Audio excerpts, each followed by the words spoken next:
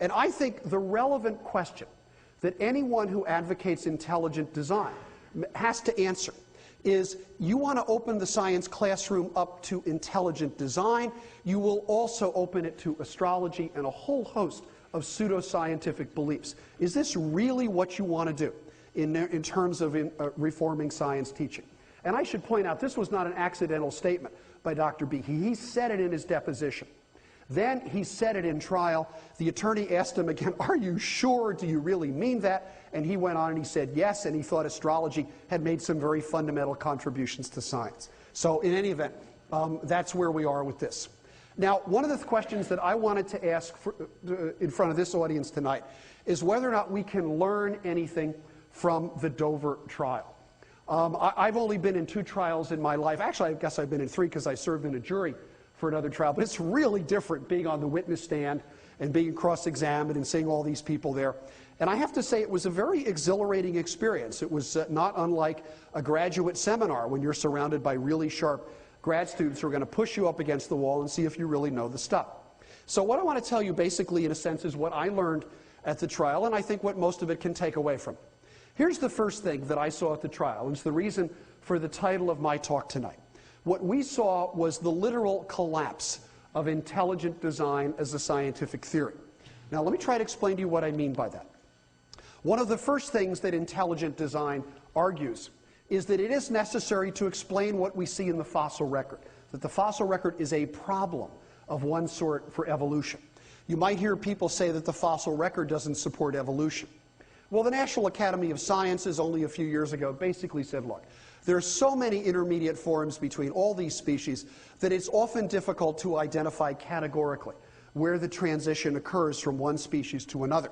In other words, there's so many transitional forms, we actually argue about this. Christine Janis, a friend of mine at Brown, who's a paleontologist, I once asked Christine, you know, what about this business of no transitional forms? And she said, are you kidding? I just came back from a meeting where there were 11 or 12 new fossils from the Powder River Basin in Wyoming were being introduced, and almost fistfights broke out among the scientists arguing as to whether or not these fossils should be called mammal-like reptiles or reptile-like mammals. If paleontologists are willing to argue about that, it tells you 2 things. One is paleontologists will argue about anything. And the second thing that it will tell you is that there are innumerable intermediate and transitional forms that we see in the fossil record. But I want to go a little bit further than this. One of the arguments that has often been made against evolution is that the fossil record doesn't have the intermediates that it ought to. For example, we've known for a long time that whales and dolphins evolved from terrestrial mammals. There are unmistakable marks in their genetics and in their skeleton of this. But critics of evolution have said, oh yeah? Well, you know, if they did, where are the intermediate forms? You know, put up or shut up. And in fact, I've even seen cartoons that looked a bit like this, ridiculing the notion that an intermediate could even exist between a land mammal and a swimming mammal, and the argument is that such animals would be so awkward on the land and so poor at swimming in the water that they really wouldn't be survivable. Well, the cartoons and the arguments started to disappear about 10 or 12 years ago when the very first skeletons of exactly such creatures were dug up. This is the skeleton of an organism which is now called Ambulocetus natans. And if your Latin is good, you'll know that Ambulocetus means the walking whale, and natans means who swims. This is the walking whale who swims. It is a perfect intermediate form to plug right in the middle. So you might say, do we now have a true intermediate form? Not really. As it turns out, we have 5 intermediate forms that fill this gap, all discovered within the last 2 decades, precisely because paleontologists, when they found this guy, they figured out we know where to look. And where to look is in the Indus River Valley between India and Pakistan. That's where these creatures evolved, and that's where more intermediate fossils are found all the time. Okay, so do evolutionists say, yay, we've solved the problem, evolution is true, Darwin was right? No. Science is enormously self-critical. If this really happened, if this is a genuine evolutionary series, do you know what has to have happened along with it? The middle ear has to have been completely changed. And the reason for that is the middle ear that a land mammal like us has is very good for hearing in the air. If any of you have scuba dived or snorkeled, you know that your hearing stinks underwater. Hearing is lousy. But the underwater hearing of these guys is sensational. It's so good they can use it as a form of sonar. That's because their middle ear structure is entirely different. So if this is real, we should be able to look at the middle ear structure of these fossils and see intermediate forms in which they're reshaped. And you know what? That's exactly what we see. This is a paper a year and a half ago from Nature dissecting a series of fossil skulls and showing exactly how the apparatus in the middle ear was remodeled through a whole series of intermediate forms to change from an apparatus that was good for hearing in the air to an apparatus that was intermediate to an apparatus that was terrific for hearing under the water. So the fossil record, the more we fill it in, the more complete it becomes and the more powerful it becomes as evidence for evolution. The second thing that you saw at the trial was that when data was introduced at the trial, which I and another witness introduced from whole genome sequencing, the intelligent design advocates just literally had nothing to say. We weren't asked questions in cross-examination. The other side never brought it up. They never argued against it. They just left it. Here's an example. Many of you may know that a few months ago the genetic code of the chimpanzee was published. Therefore, we can compare our genome to these primate relatives. What do we find?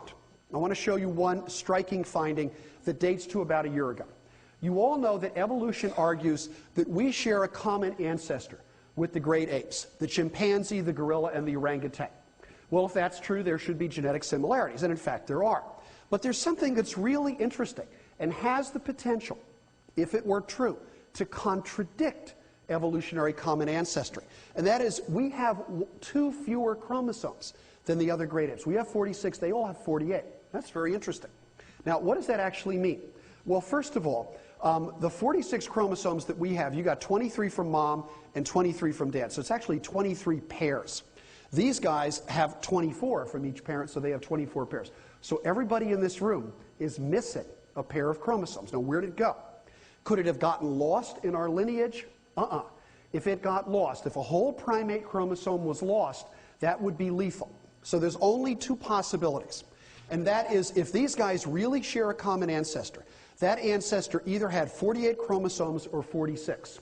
Now, if it had 48, 24 pairs, which is probably true, because 3 out of 4 have 48 chromosomes, what must have happened is that 1 pair of chromosomes must have gotten fused. So we should be able to look at our genome and discover that 1 of our chromosomes resulted from the fusion of 2 primate chromosomes. So we should be able to look around our genome. And you know what? If we don't find it, evolution is wrong. We don't share a common ancestor. So how would we find it? Well, biologists in the room will know that chromosomes have nifty little markers. They have markers called centromeres, which are DNA sequences that are used to separate them during mitosis, and they have cool little DNA sequences on the end called telomeres. What would happen if a pair of chromosomes got fused? Well, what would happen is the fusion would put telomeres where they don't belong, in the center of the chromosome, and the resulting fused chromosome should actually have 2 centromeres. One of them might become inactivated, but nonetheless it should still be there.